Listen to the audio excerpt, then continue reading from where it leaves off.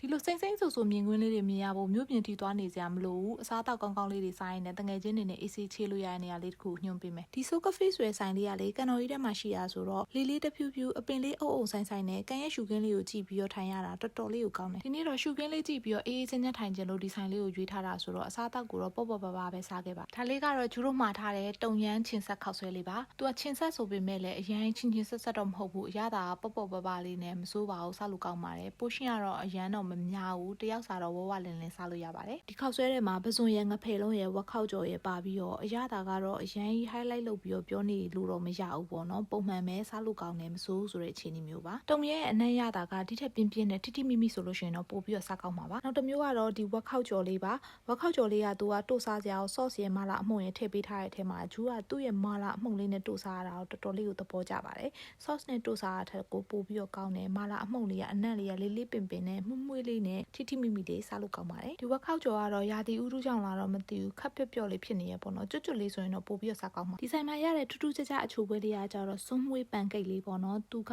စွန်းမွှေးသားအီအီနဲ့ပန်ကိတ်ကလေးမှာရယ်စွန်းမွှေး sauce လေးရယ်နောက်ထပ်အုံသီးလေးပါဖြူပေးထားတော့အရောင်လေးကလည်းစိမ့်စိမ့်လေးစွန်းမွှေးနဲ့မှုမွှေးလေးနဲ့စားကျင်စရာလေးပါအရသာလေးကတော့ပေါ့ပေါ့ပပနဲ့အဲ့လိုစိတ်နဲ့ဘက်လေးကိုသွားပါတယ်အချိုရသာတိတ်ပြီးတော့မတွေ့ရဘူးပေါ့နော်ပန်ကိတ်သားလေးကတော့လေနူးညံ့ပြီးတော့အိနေရပဲတော်တော်လေးစားလို့အစားတော့ကောင်းတယ်ဆိုတာထက်အေးအေးဆေးဆေးဖြစ်ပြီးတော့ထိုင်လို့ကောင်းတဲ့နေရာလေးမလို့အားလုံးနဲ့ပြန်မျှဝေပေးလိုက်ပါတယ် vlog လေးအဆုံးထိကြည့်ပြကျေးဇူးတင်ပါတယ်တတာ